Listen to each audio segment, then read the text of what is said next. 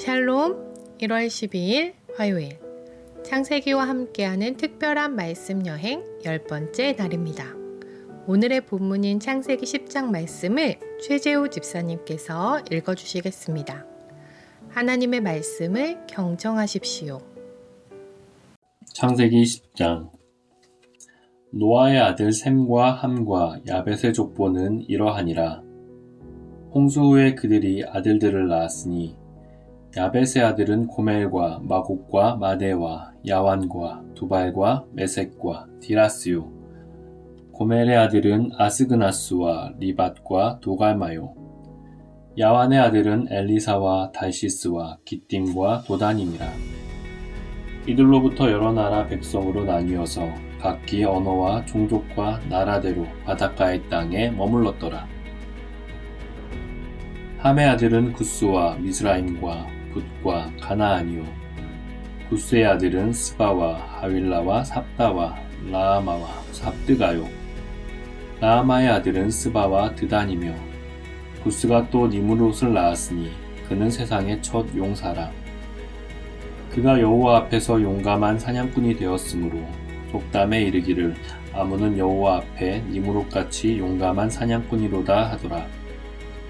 그의 나라는 시날 땅의 바벨과 에렉과 아갓과 갈레에서 시작되었으며 그가 그 땅에서 아수르로 나아가 니느웨와 르호보딜과 갈라와 및 니느웨와 갈라 사이에 레센을 건설하였으니 이는 큰 성읍이라. 미스라임은 루딤과 아나밈과 르하빔과 랏두힘과 바루드심과 가슬루힘과 갓도림을 낳았더라. 가술루힘에게서 블레셋이 나왔더라. 가나안은 장자 시돈과 헷을 낳고 또 여부스 족속과 아모리 족속과 기르가스 족속과 히위 족속과 알가 족속과 신 족속과 아루아 족속과 스말 족속과 하마 족속을 낳았더니 이후로 가나안 자손의 족속이 흩어져 나아갔더라. 가나안의 경계는 시돈에서부터 그라를 지나 가사까지와 소돔과 고모라와 아드마와 스보임을 지나 라사까지였더라. 이들은 함의 자손이라 각기 족속과 언어와 지방과 나라대로였더라. 셈은 에베론 자손의 조상이요 야벳의 형이라. 그에게도 자녀가 출생하였으니 셈의 아들은 엘람과 아수르와 아르박삭과 룩과 아람이요. 아람의 아들은 우스와 훌과 게델가와 마스며 아르박삭은 셀라를 낳고 셀라는 에벨을 낳았으며 에벨은 두 아들을 낳고 하나의 이름을 벨렉이라 하였으니 그때의 세상이 나뉘었으며 벨렉의 아우의 이름은 욕단이며 욕단은 알모닥과 셀렙과 하살마웻과 예라와 하도람과 우살과 디글라와 오발과 아비메알과 스바와 오빌과 하윌라와 요밥을 낳았으니 이들은 다 욕단의 아들이며 그들이 거주하는 곳은 메사에서부터 스발로 가는 길의 동쪽 산이었더라. 이들은 셈의 자손이니 그 족속과 언어와 지방과 나라대로였더라. 이들은 그 백성들의 족보에 따르면 노아 자손의 족속들이요 홍수 후에 이들에게서 그 땅의 백성들이 나뉘었더라. 아멘. 오늘의 본문을 묵상하면서 이렇게 이름만 나열되어 있는 본문 속에서 어떻게 하나님의 메시지를 찾을 수 있을지 매우 당황스러웠습니다. 본문을 들으시면서 저와 같은 생각을 하지 않으셨을까 싶은데요. 성경에는 종종 많은 족보들이 등장하는데 중요성과 의미가 있기 때문입니다. 이렇게 수많은 사람들의 이름이 나열된 족보를 통해 하나님이 오늘 우리에게 들려주고자 하시는 말씀은 무엇일까요? 첫 번째로 이 이름들이 열거되어 있는 이 족보를 통해 하나님의 섭리가 나타나는 것을 알 수 있습니다. 하나님은 홍수 이후 아담에게 하셨던 말씀처럼 노아에게도 말씀하십니다. 생육하고 번성하여 땅에 충만하라. 오늘의 본문은 노아의 아들 셈과 함과 야벳의 후손 70명의 이름과 거주지를 소개함으로써 하나님의 축복대로 이 노아의 세 아들을 통해 인류가 번성하여 온 땅에 충만하게 된 사실을 알려주고 있습니다. 하나님의 섭리로, 하나님의 축복으로 이 인간의 역사가 이루어지고 있다는 사실을 알려주는 것입니다.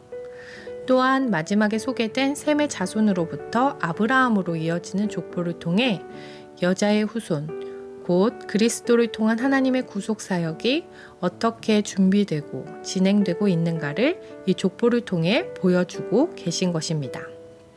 하나님은 태초에 하늘과 땅, 또 그 안에 있는 모든 것을 만드셨으며 우리를 만드신 분이십니다. 하나님은 그렇게 이 세상을 만드시고 그냥 두시는 것이 아니라 지금도 다스리고 계시며 우리의 모든 삶을 이끌어가고 주관자 되시는 분이심을, 또 인간의 이어지는 역사를 주관하는 분이심을 오늘 본문을 통해서 알 수 있는 것입니다. 두 번째, 오늘의 족보를 보면 이름과 거주지 정도만 등장하는데요. 한 사람에 대해서는 부연 설명이 되어 있습니다. 그 사람은 8절에 등장하는 구스의 아들인 니므롯입니다. 니므롯은 아버지의 실수를 조롱거리로 삼았다가 저주를 받은 함의 후손이었습니다. 그러나 저주가 무색하게도 함의 자손들은 비옥한 초생딸 지역을 중심으로 기름진 땅을 차지함은 물론 건장한 체력을 갖춤으로써 초기 역사 동안 크게 번성했던 사실을 알 수 있습니다. 10장에 등장하는 70명의 사람들 중에서 30명이 함의 자손인 것에서도 알 수 있습니다. 그 중에서도 구스의 아들 니므롯은 세상의 처음 영웅이며 여호와 앞에 용감한 사냥꾼으로 불리워지고 있는데요.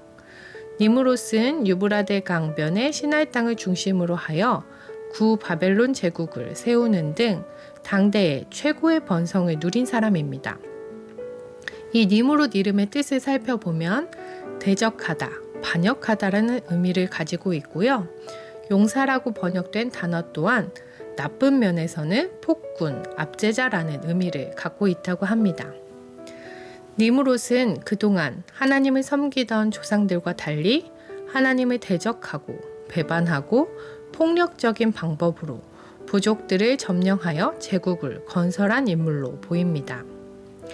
이처럼 우리도 세상을 살아가며 니므롯 같은 이들의 형통과 번성함을 보며 하나님이 계시다면 왜 악인들이 이리도 번성하는지 그런 생각이 들 때가 있습니다.